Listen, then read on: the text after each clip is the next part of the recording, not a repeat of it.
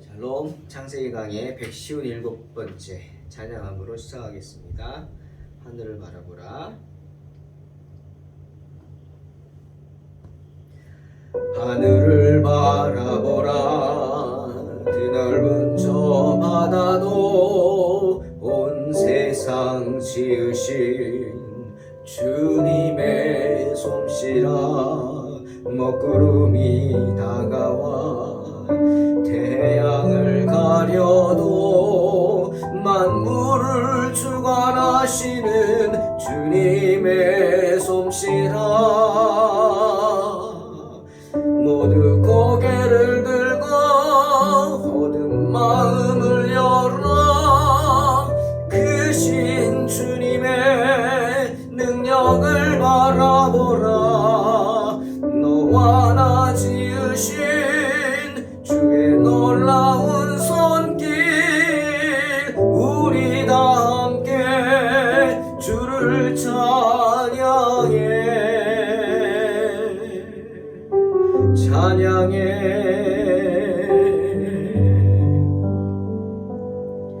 들에 핀 꽃을 보라.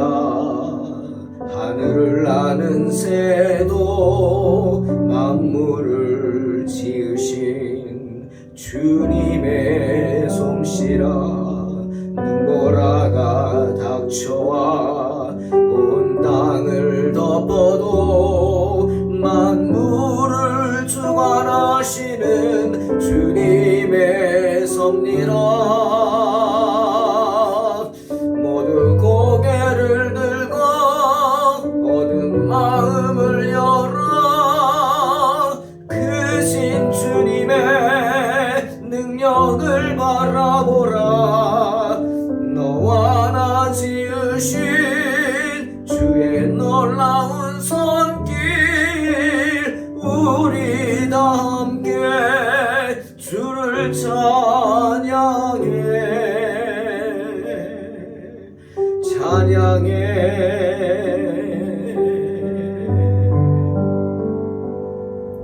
온 하늘과 땅 위에 만물아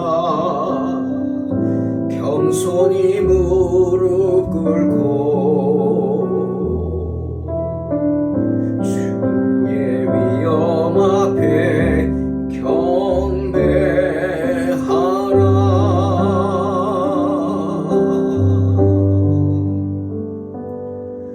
모두 고개를 들고 어두운 마음을 열어 크신 주님의 능력을 바라보라. 너와 나 지으신 주의 놀라운 손길, 우리 다 함께 주를 찬양해.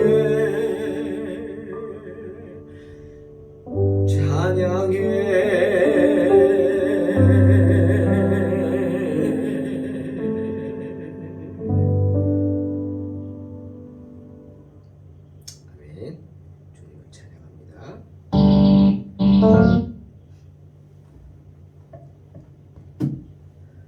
창세기 34장 6절로 17절입니다. 봉독합니다.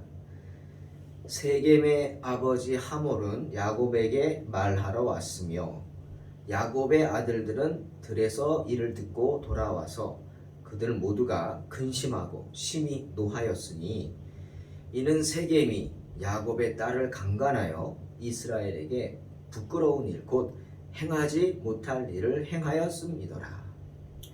하몰이 그들에게 이르되 내 아들 세겜이 마음으로 너희 딸을 연연하여 하니 원하건대 그를 세겜에게 주어 아내로 삼게 하라. 너희가 우리와 통혼하여 너희 딸을 우리에게 주며 우리 딸을 너희가 데려가고 너희가 우리와 함께 거주하되 땅이 너희 앞에 있으니 여기 머물러 매매하며 여기서 기업을 얻으라 하고 세겜도 디나의 아버지와 그의 남자 형제들에게 이르되 나로 너희에게 은혜를 입게 하라. 너희가 내게 말하는 것은 내가 다 주리니 이 소녀만 내게 주어 아내가 되게 하라. 아무리 큰 혼수와 예물을 청할지라도 너희가 내게 말한 대로 주리라.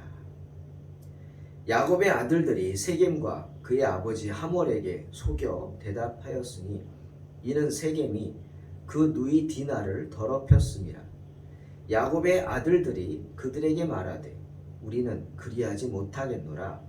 할례 받지 아니한 사람에게 우리 누이를 줄 수 없노니 이는 우리의 수치가 됨이니라. 그런즉 이같이 하면 너희에게 허락하리라.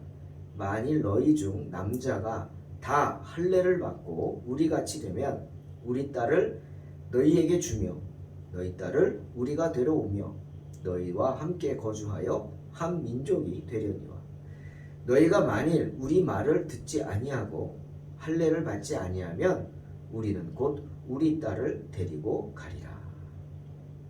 아멘. 오늘 본문을 보면서 저는 이전에 생각하지 못했던 그러한 많은 것들을 생각을 해 보았습니다. 참 오늘 본문을 읽으면서 야곱의 형제들, 아들들이 어떠했는지, 정말 그 가정의 교육이 왜 중요한지, 부모가 자녀들에게 어떤 존재인지 이런 것들을 많이 생각을 해 보았습니다. 여러분, 우리가 알듯이 야곱은 부인이 넷입니다. 아니, 정확히 말하면 부인은 둘이고요, 첩이 2명 있습니다. 그 사이에서 자녀가 13명입니다. 아들 12에 딸 하나죠. 레아와 라헬은 정식 부인이었습니다. 하지만 그들의 여종인 실바와 비라는 각각 여종에 불과한 사람들이에요. 하찮은 존재라는 거죠. 즉 야곱의 부인이라고 할 수 없는 첩이라고, 성경도 그녀들을 첩이라고 표현을 하고 있습니다. 안 좋은 거죠.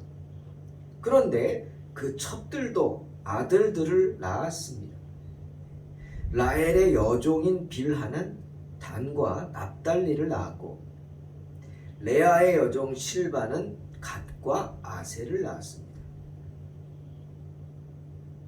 야곱은 문제가 뭐였느냐면 4명의 아내들 중에서 정말 자기가 원해서 7년을 기다려서 결혼한 여인은 라헬이죠. 사랑했죠. 가장 사랑했던 여인입니다. 그러니 얼마나 야곱이 라헬을 끔찍이 위했겠습니까? 어느 정도였느냐? 우리가 창세기 30장 1절을 보면 단적으로 알 수 있죠. 라헬이 언니 레아는 그저 야곱하고 하룻밤만 자면 아이를 쑥쑥 잘 낳았습니다. 6명이나 낳죠, 아들을. 그런데 자기는 1명도 못 낳는 거예요. 그걸 보고는 화가 나는 거죠. 언니를 시기하는 거죠. 그런데 그 화살이 야곱에게 오죠. 그래서 뭐라 그럽니까? 야곱이 들어오자 야곱을 붙잡고 생떼를 씁니다. 내게 자식을 낳게 하라. 그렇지 않으면 내가 죽겠다. 참 기가 막힌 여인이죠. 네. 누구 때문에 아이를 못 낳습니까? 야곱에게 문제가 있는 게 아니잖아요. 야곱에게 문제 있는데 레아는 어떻게 그렇게 잘 낳아요? 자기한테 문제가 있는데 그거를 괜히 야곱한테 탓하면서 나로 네가 나에게 자식을 낳게 하지 못했다. 낳게 하라. 안 그러면 내가 그냥 죽어버리겠다고. 협박이죠. 네, 협박입니다. 야곱이 그만큼 쩔쩔맸기 때문에 이런 협박을 했던 거죠. 하지만 야곱의 반응을 보십시오. 화만 낼 뿐. 찍소리 못합니다. 그래서 라헬이 그럼 내 여종 비라에 들어가라. 예? 비라를 첩으로 맞아라. 한마디도 못하고 그 말에 순종하지 않습니까? 그런 여인이었습니다. 그렇지만 레아는 아니죠. 레아는 야곱의 사랑을 받지 못하는 여인이었어요. 그래서 하나님이 그런 레아를 불쌍히 여기셔서 사랑받도록 자녀들을 주신 겁니다. 특별한 경우가 아니면 야곱은 그녀의 장막을 찾아가지 않았습니다. 유대인들은 부인 수만큼 장막이 있죠. 그러니까 많은 부인들을 거느린다는 건 부자라는 소리입니다. 아무나 할 수 있는 게 아니죠. 그들에게 집을 한 채씩 다 지어준다는 거예요. 그게 쉽습니까? 레아도 그 정도였으니까 비라와 실바 처음은 어땠겠습니까? 정말 사람 취급도 못 받았겠죠. 라헬이 그녀들을 어떻게 대했겠어요? 레아도 그렇게 대하는데. 자, 레아가 6명의 아들을 낳았죠. 루벤, 시므온, 레위, 유다, 이사갈, 스불론. 이 6명의 아들들이 어떻게 느꼈을까요? 아버지를 보고. 자신의 감정으로 부인들을 차별하는데 그런 아들들이 다 똑같이 대우받았겠어요? 레아의 아들들은 라헬이 낳은 아들들 요셉과 베냐민에 비교하면 차별받았겠죠. 그러니 요셉에게만 비단 옷을 지어준 거 아닙니까? 이게 단적인 예죠? 잘못하는 거죠. 차별했으니. 자기가 가장 사랑하는 아내가 낳았어요. 그렇게 애를 못 낳다가 낳았어요. 그게 요셉이에요. 근데 이놈이 기도도 하고 꿈도 꾸네. 얼마나 이뻤겠어요. 그래서 차별합니다. 편애합니다. 뒤에 이제 나오지만 다른 형제들은 다 양치로 멀리 내보내는데 요셉은 보내지 않습니다. 베냐민도 보내지 않습니다. 이건 아니잖아요. 그렇게 차별을 했어요. 그러니 다른 형제들이 그 요셉과 베냐민을 대할 때 어떻게 대하겠습니까? 어떻게 대했을까요? 뿐만 아니라 비라와 실바의 아들들은 단, 납달리, 갓, 아셀은 이를 갈았을지도 몰라요. 왜? 아비가 자기들에게 한 행동을 봤잖아요. 아무리 어렸지만. 자기 살겠다고 맨 앞에 죽으라고 자기들 내보냈잖아요. 비라와 실바의 그 가족들을 내보냈죠. 방패막이로 내보냈어요. 너희가 당하면 나는 도망가리라. 그들은 아비, 야곱, 아비지만 아비로서 존경을 했을까요? 겉으로는 몰라요. 하지만 속으로는 철저히 무시했을지도 모릅니다.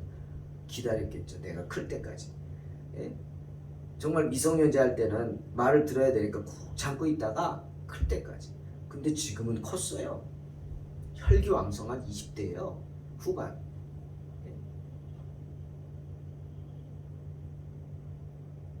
그 아들들이 아비를 대우하지 못했어요. 아비를 존경하지 못했다고. 야곱은 이제 늙어서 뒷방 늙은이처럼 됐는데 아들들은 모든 것을 물려받고는 말을 듣지 않습니다. 아비의 말이 안 통해요. 그러니 야곱은 딸 디나가 그런 못된 짓을 당해도 아무 말도 못하고 그냥 아들 오기를 기다린 거예요. 여러분, 그런 일을 당했을 때 야곱이 앞장서가지고 빨리 아들들에게 연락해서 야 들어와라. 목자들 다 데리고 와라. 전쟁이다. 이렇게 해야 되는 거 아닌가요? 근데 그렇게 못합니다. 아니, 아들들, 들에 나가 있는 아들들에게 연락조차 하지 않습니다. 어떻게 하냐고요? 성경에 나오잖아요. 오늘 본문에 나오잖아요. 세겜의 아버지가 딸에게 못된 짓 한 세겜의 아버지 하몰이 찾아왔어요. 찾아왔어요. 소식이 없으니까 내 아들이 이런 나쁜 짓을 했는데 뭔가 연락이 올 텐데 아니 아무 소식도 없단 말이에요. 그러니까 하몰이 이런 생각했겠죠. 아, 저놈들이 힘이 없구나. 그래서 꼼짝 못하나 보다. 우리가 무서운가 보다. 그 자기가 당당하게 찾아와서 큰 소리 치는 겁니다. 야, 일이 이렇게 됐으니 어쩌겠느냐. 일은 벌어졌고 그냥 내 아들이 좋다 그러니까 아내로 줘라. 세겜의 나이가 어땠을까? 총각이었을까요? 아닌 것 같아요. 추장이 어떻게 총각이겠어요? 많은 부인들을 거느린 사람이겠죠. 그러니까 디나는 기껏해야 첩으로 들어가는 거예요. 이게 무슨 정말 말도 안 되는 일을 당한 거죠. 지금 야곱 그 집안이 꼴이 말이 아니죠.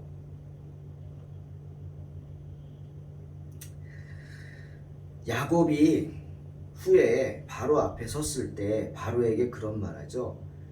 창세기 47장 9절 잘 아시죠? 내 나그네의 길이 130년의 세월이 흘렀습니다. 자기가 이제 130살이라는 거예요. 내 나이가 얼마 못 됩니다. 내 조상에 비하면. 그렇죠. 무드셀라는 969세를 살았잖아요. 하지만 험악한 세월을 보냈습니다. 고백하죠. 왜 야곱이 이런 고백을 하겠습니까? 예? 이제는 살만하고 부족한 것 없고 아들들도 11명이나 있는데 12명이나 있어야 아들들도 그러면은 유대인들에게 아들은 그런 화살통의 전통의 화살이라며요. 권세잖아요. 힘이 있어야 되잖아요. 그런데 자식들로 인해서 평안한 게 아니라 노년에 자식들 때문에 험악하다는 거예요. 고통스럽다는 거죠. 예.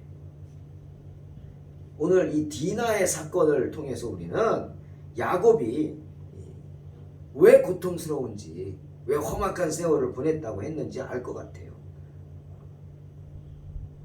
여기 나오다시피 야곱은 아비로서의 자녀들에 대한 통제권을 잃어버렸습니다. 즉 말을 안 들어요. 통솔이 안 돼요. 예. 통솔이 안 돼요. 그러니 부를 생각도 안 하고 무슨 조치를 할 생각도 안 하고 그냥 아들들이 오길 기다리는 거예요. 예. 오늘 본문에 이 세겜의 아버지 하몰이 왔어요.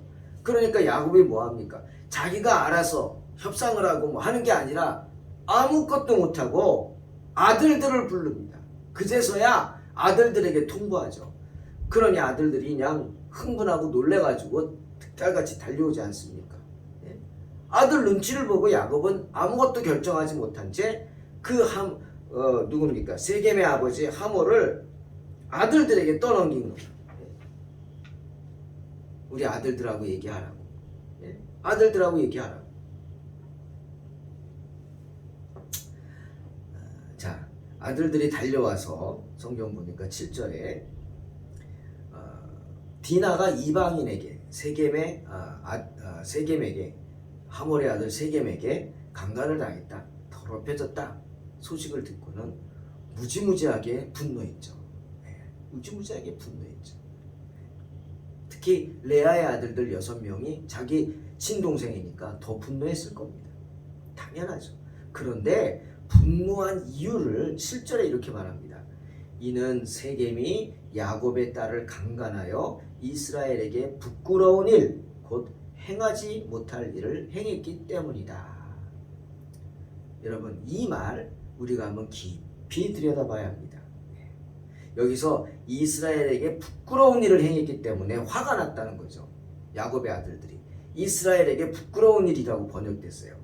그런데 신학자들은, 특히 메튜엘리는 이 부분을 아주 주의 깊게 봅니다.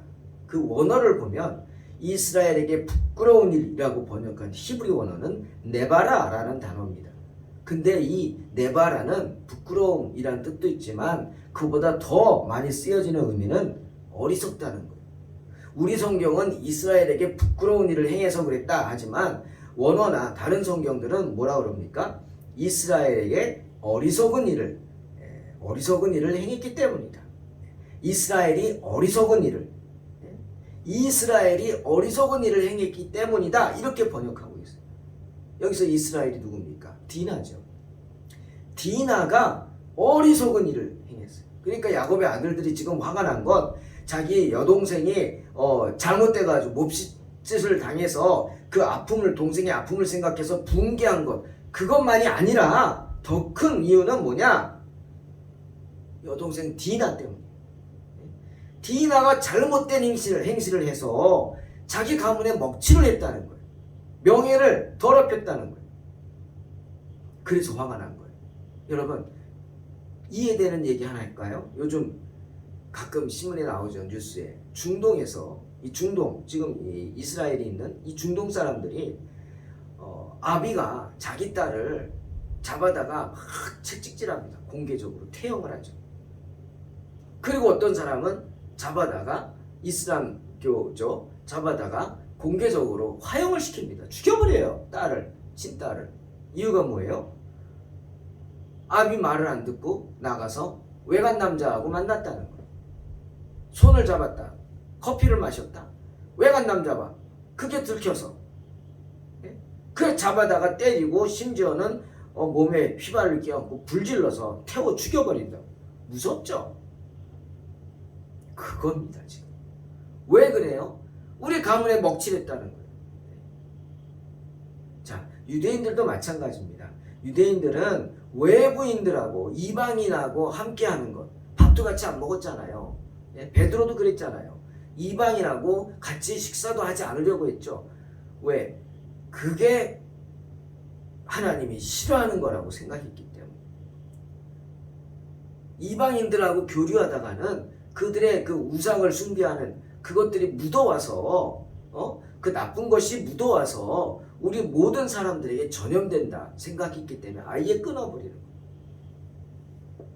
그런데 지금 디나가 어떻게 했어요? 세겜 여인들을 구경하러 갔어요. 그죠? 우리 지난주에 봤죠. 그것은 무리들이에요. 무슨 BTS처럼 큰 그룹들이 와서 막 띵까띵까 막 난리가 났는지 잔치를 하는데 거기에 젊은이들이 모이니까 나도 혹해가지고 가본 거예요. 그들의 문화를 보려고. 그래서 거기서 세겜을 만나서 나쁜 짓을 당한 거죠. 그냥 당했겠어요? 같이 어울리다가 그런 일을 당했겠죠. 그거예요. 그겁니다. 지금도 중동 사람들은 아버지가 딸을 잡아다가 이렇게 해도 자기 가문의 명예를 더럽혔다 이유로 심지어 불로 태워 죽여도요 문제 삼지 않습니다. 가정의 문제라고. 그게 그들의 율법이죠. 그와 같은 겁니다. 디나가 당한 일은 지금 단지 개인의 부끄러움만이 아니라는 거예요. 디나는 이스라엘의 어리석은 일을 행한 사람이에요. 어리석은 일을 행했어요. 이스라엘이. 그래서 가문의 명예를 더럽혔어요.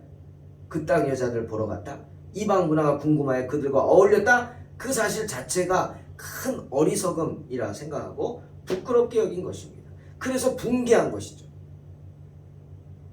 이유는 뭐라고요? 그런 사실 자체가 하나님의 은혜를 저버리고 자기 양심을 저버리고 경건함을 포기하는 행위라고 생각했기 때문입니다. 자기 영혼을 천하고 야비한 정욕에 빠뜨린 거죠. 정욕에. 그런 어리석음, 영혼의 어리석음이 전염이 돼서 디나로 인해 전염이 돼서 자기들까지 죽을 수 있게 되는 그런 부끄러운 일, 그런 어리석은 일이기 때문입니다. 그래서 더욱 붕괴한 겁니다, 여러분. 자, 세겜의 아비 하몰은 아들이 디나를 깊이 사랑하는 것을 보고 자존심이고 뭐고 다 버리고 자기들 객식구잖아요. 자기 동네에 찾아와서 천막을 치고 땅 좀 달라 그래서 사가지고 그런 사람들이죠. 그런 객식구인 외부인인 야곱을 찾아와서 주장의 아버지가 혼담을 넣은 겁니다. 그런데 성경을 보니까 그 태도가 참 정중하죠. 가나안 사람들을 다시 보게 됩니다. 우상을 섬기며 정말 하나님이 진멸하라고 나중에 하신 그 가나안 사람들이 오늘 성경에서는 굉장히 정중하고 진지하고 예의 바른 모습이고 또 솔직한 모습, 야곱의 아들들하고 달리 너무 비교가 되죠. 그런 모습을 봅니다. 자, 세겜도 말합니다. 내가 너희가 말하는 거 다 주겠다. 뭐든지 말해라. 햄을 원하는 만큼 다 해주겠다. 이런 모습을 보면서 여러분 조금 생각해 봐야 합니다. 이방인들도요, 정말 선한 모습이 있다는 거죠. 그들이 하나님을 모르고 우상을 섬기는 사람이지만 그들도 양심에 따라서 행동하려고 하는 모습들이 있습니다. 그러니 무조건 배척만 해서는 안 되는 거죠. 바울은 우리에게 그러잖아요. 너희도 한때 이방인이었다고. 여러분 기억하십시오. 우리는 접붙임 받은 가지입니다. 우리도 한때 이방인이었어요. 우리도 죽을 수밖에 없는 사람이에요. 근데 주님의 은혜로 이 나라에까지, 이 대한민국에까지 복음이 전해져서 저희가 예수를 믿고 교회를 섬기고 있는 것입니다. 야곱의 아들들과 너무 비교하죠. 참 그 아비의 그 아들이란 말이 틀리지 않습니다. 야비하지 않습니까? 야곱의 아들들 야비한 꾀를 내서 세겜을 속입니다. 전혀 생각이 없죠. 무슨 같은 민족이 돼요? 전혀 생각이 없는데 위기를 모면하고 자기들의 그 어떤 계획을 이루기 위해서 꾀를 내서 제안을 합니다. 그래? 우리와 통혼하려면 할례를 받아. 할례. 할례가 뭡니까? 포경수술이죠. 할례를 받아야 합니다. 유대인들은 난지 8일 만에 할례를 받죠. 오로지 복수, 우리의 명예를 실추시킨 너희들은 무조건 죽여야 돼 하는 그 복수 생각에만 가득 차 있어요. 근데 꾀를 내서 할례 받으면 통혼하겠다? 거짓말이죠. 거짓말이죠. 할례를 받으라, 개종하라는 겁니다. 우리 종교를 받아들이고 개종하라. 종교가 같아야 된다. 우리는 같은 종교만 결혼한다. 네? 이 말이 세겜과 그 족속에게는 참 기가 막힌 엄청난 얘기죠. 하루아침에 자기들의 종교를 바꾼다? 이건 쉬운 게 아니죠. 그런데 그렇게 하겠답니다. 참 기가 막히죠. 이 세겜이 빠져도 단단히 빠진 겁니다. 추장이 그러니 뭐 어떡하겠어요. 하지만 그 안에는 엄청난 의도, 악한 의도가 숨어 있어요. 그들이 고통받을 때 덮쳐서 단번에 다 죽여버리겠다. 그 악한 의도. 저는 생각해 봅니다. 야곱이 아들들의 그런 의도를 몰랐을까요? 아니죠. 단번에 알았죠. 하지만 야곱은 말리지 않습니다. 아니, 말리기는커녕 무슨 말을 했다는 것 없습니다. 아무 말도 하지 못합니다. 말할 수 없는 처지가 아니라는 거예요, 자기가. 아들들한테 어떤 권위가 없어진 거죠. 내가 말한다고 해서 아들들이 듣지도 않는다는 거예요. 먹히지도 않는다. 어떻게 야곱이 이렇게 됐나 싶습니다.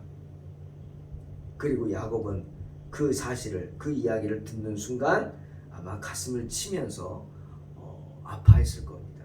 갈라디아 6장 7절 스스로 속이지 말라. 하나님은 업신여김을 받지 아니하시나니 사람이 무엇으로 심든지 그대로 거두리라 말씀하시죠. 사람이 무엇을 심든지 그대로 거둔다 라고 말씀하세요. 비열하게 행동하는 야곱의 아들들의 모습을 보면서 야곱이 무슨 생각을 했을까요? 예? 참, 내가 뿌린 씨앗이구나 생각하지 않았을까요? 이제 야곱에게 남은 것은 자기가 뿌린 씨앗의 열매를 거두어 드리는 일밖에 없어요. 야곱은 그것을 험악한 인생이라고 고백하는 겁니다. 내가 뿌린 씨, 나쁜 씨, 그 열매를 하나 심었다고 하나 거두는 게 아니잖아요. 하나 심었는데 거기서 100개, 1000개가 나네요. 그러면 하나의 고통에서 100배, 1000배의 고통이 나에게 돌아오는 거예요. 그러니 야곱의 인생은 험악한 인생일 수밖에 없는 겁니다. 사랑하는 성도 여러분, 오늘도 여러분은 어떤 씨앗을 뿌리고 계십니까? 분명히 지금도 나는 씨앗을 뿌리고 있죠. 누가복음 6장 45절에서 주님 말씀하셨어요. 선한 사람은 마음에 쌓은 선에서 선을 내고 악한 자는 그 쌓은 악에서 악을 내라니 이는 마음에 가득한 것을 입으로 말함이니라 라고 말씀하십니다. 우리가 가지고 있는 게 나올 수밖에 없어요. 그러니 선한 마음을 품고 선한 말을 하고 선한 행동을 하도록 노력해야 될 줄로 믿습니다. 요한복음 5장 29절에 주님 또 말씀하세요. 선한 일을 행한 자는 생명의 부활로 악한 일을 행한 자는 심판의 부활로 나아오리라. 선한 씨앗을 심어야 합니다. 사도 요한도 요한 3서 1장 11절에서 이렇게 충고하죠. 사랑하는 자여, 악한 것을 본받지 말고 선한 것을 본받으라. 선을 행하는 자는 하나님께 속하고 악을 행하는 자는 하나님을 배웁지 못하였느니라. 사랑하는 성도 여러분, 오늘도 말씀을 기억하면서 또 야곱을 기억하면서 선한 씨앗을 뿌리는 복된 하루가 되시기를 주의 이름으로 축원합니다. 기도하겠습니다. 하나님 감사합니다. 어리석은 저희들 말씀으로 새롭게 해주시고 주님 안에 깨어있게 하시고 오늘도 선한 마음을 품고 선한 행실을 함으로 선한 씨앗을 심는 복된 성도가 되게 하여 주시옵소서. 우리의 부족한 부분이 있다면 주님 용서해 주시고 가리워 주시며 항상 주의 말씀에 순종하면서 좋은 씨앗을 심는 성도들이 되게 축복하여 주시옵소서. 예수님의 이름으로 기도하옵나이다. 아멘. 믿음으로 승리하시기 바랍니다.